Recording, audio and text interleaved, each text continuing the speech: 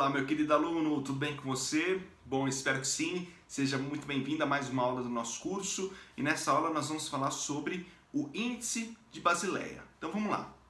Pessoal, o Índice de Basileia é importante que você saiba, que você entenda, apesar de não ser tão comum de ser cobrado, mas está no edital, então a gente tem que falar um pouquinho sobre esse cara aqui, tá? Então vamos entender o que é Índice de Basileia. Se você não sabe, Basileia é uma cidade na Suíça, tá? Gabriel, por que você está falando isso para mim? Bom, porque esse índice, ele surgiu, na verdade é o Acordo de Basileia, né? O índice ele faz parte do acordo. Então o Acordo de Basileia, ele foi feito lá na Suíça, e aí para você entender esse acordo, você tem que entender as 3 etapas desse acordo, tá? Gabriel, como assim as 3 etapas? Bom, é o seguinte, deixa eu apagar aqui para ficar mais fácil para você entender. Vou colocar aqui, primeiro acordo, segundo acordo e o terceiro acordo de Basileia, tá? O acordo de Basileia, ele vem no sentido de trazer mais segurança para o mercado financeiro global, tá? Então a gente sabe aí que os mercados, eles têm cada vez mais se tornado globalizado, tá? Então hoje não existe mais países isolados. É basicamente um sistema complexo que envolve o mundo inteiro. Então o Acordo de Basileia, ele foi voltado para proteger o mercado financeiro mundial como um todo, tá? E aí, esses acordos eles foram feitos para que criasse algumas regras que os bancos, as instituições financeiras de maneira geral, deveriam cumprir, tá? Então, o primeiro acordo aconteceu em 1988, já tem um certo tempo, tá? Então, em 1988, ocorreu lá na cidade de Basileia, na Suíça, o primeiro Acordo de Basileia. E aqui foram definidos alguns pontos. Quais pontos? Bom, primeiro ponto aqui é a exigência de capital mínimo, tá? Um capital que o banco tem que ter em caixa. Como assim, Gabriel? Bom, é o seguinte, foi definido que no mínimo o banco tem que ter em caixa 8% do seu valor emprestado. Então, por exemplo, se o banco emprestou R$100 para alguém, ele tem que deixar em caixa R$8. Pelo menos. Por que isso? Porque se eventualmente acontecer uma quebra generalizada, uma inadimplência muito alta, o banco tem um recurso ali que ele pode, de certa forma, amparar o mercado financeiro aí, não entrar num efeito cascata e não entrar em colapso no mercado global, tá bom?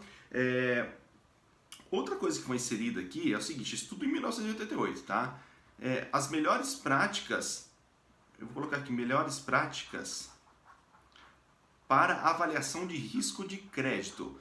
Você vai entender no nosso curso aí o que é risco de crédito, mas o que eu quero que você entenda no primeiro momento é o seguinte, pensa comigo. Imagina que você tem um colega aí que sempre te empresta dinheiro, mas você sabe que esse colega é meio caloteiro, tá? Por quê? Porque você sabe que teve outras pessoas que já emprestaram dinheiro para ele e esse cara não pagou. E aí esse cara veio pedir dinheiro emprestado para você. O que você pode fazer? Olha, cara, empresto. Só que eu vou cobrar uma taxa de juros sua aí, uma taxa de juros não vai ser tão salgada não. Por quê? Porque o risco de eventualmente você não receber esse dinheiro de volta é grande. Então você está fazendo aqui uma análise de risco. Então em 1988, o Acordo de Basileia ele trouxe algumas práticas, melhores práticas, para analisar o perfil de crédito de cada cliente que o banco eventualmente tinha. E por isso vai, de certa forma, evitar. Então, para quem tem um risco de crédito um pouco maior, eu vou colocar uma taxa mais alta e assim por diante. Enfim, ele vai trazer aqui melhores práticas para evitar um colapso aí no nosso sistema financeiro mundial, tá bom? Beleza. Aí foi passando o tempo e chegou em 2004, foi feito algumas mudanças nesse Acordo de Basileia, tá? Que daí nós falamos que é o acordo número 2. Essas mudanças foram mudanças mais subjetivas, tá? Não foi nada muito... Não que não foi concreto, né? Mas assim, não tinha uma exigência mínima, não introduziram nenhuma informação nova. Na verdade, eles introduziram um chamado APR, tá? Gabriel, tem que entender o que é o APR? Não necessariamente, porque assim é mais a título de curiosidade, tá?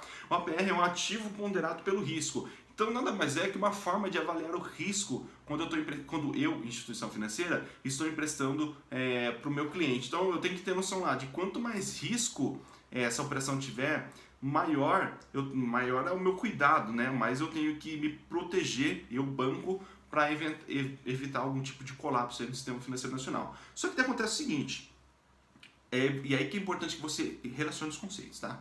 Em 2004 teve essa reunião. Eu não sei se você se lembra, mas em 2008 ocorreu uma grande crise global. 2008, tá?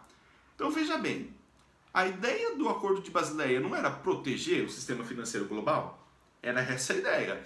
Só que daí, em 2004 foi feita uma reunião, foi definido alguns parâmetros, né, etc e tal. Em 2008, 4 anos depois, estoura uma das maiores crises do mundo. Talvez só se comparada à crise de 1929, que foi o grande crash lá e tudo mais. Em 2008 ocorre uma crise mundial, uma crise global lá com o subprime nos Estados Unidos e tudo mais. Tá? Então os caras falaram, pô, pera lá, né? Eu acho que o acordo que a gente fez em 2004 não tá assim nessas grandes coisas. Então em 2009, esses caras se reúnem novamente. Preciso saber quem são? Bom, na verdade são representantes de todos os países, enfim, que aderam de bancos. Eles se reúnem novamente em 2009, também lá na cidade de Basileia, para definir alguns novos parâmetros. Tá? Alguns novos parâmetros, por quê? Porque, poxa, se estivesse funcionando em 2008 não teria quebra que aconteceu, tá? E alguns desses parâmetros foram, ó, o capital mínimo exigido, ele vai subir agora para 10,5%, tá? É 10,5% agora. Outra coisa também, eu vou ter que ter de 0 a 2,5% de capital, além do mínimo aqui, para preservação, para conservação de capital cíclico. É um colchão cíclico que eles falam. Por quê? A economia nossa é basicamente assim, né? Imagina que isso aqui é um gráfico. A economia, ela anda assim, ó. Ela anda por ciclos, entendeu?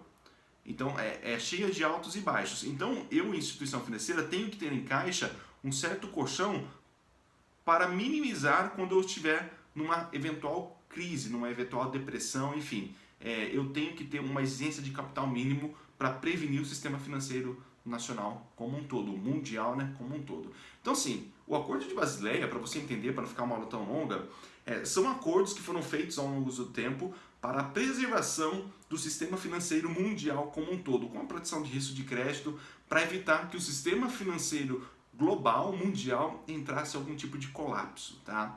Aí a gente foi vendo que esse sistema, ele necessariamente ao longo do tempo foi tendo que ser modernizado. Primeiro foi em 88, depois 2004, depois da crise, em 2009, foi feita a última alteração desse acordo. E de lá para cá ainda não teve nenhuma mais alteração, tá? Isso aqui é importante porque você sabe o seguinte, esse percentual de exigência mínimo aqui, ó, isso é importante, depois que subiu, esse de 0 a 2,5, isso é importante que você saiba, tá? E mais uma vez, eu dificilmente vejo cair questões como essa na prova, mas se cair também, aí você já entendeu tudo sobre o Acordo de Basileia. Eu espero que não tenha ficado nenhuma dúvida, se ficou, entre em contato com a gente. Beleza, pessoal? Um grande abraço e até o próximo vídeo.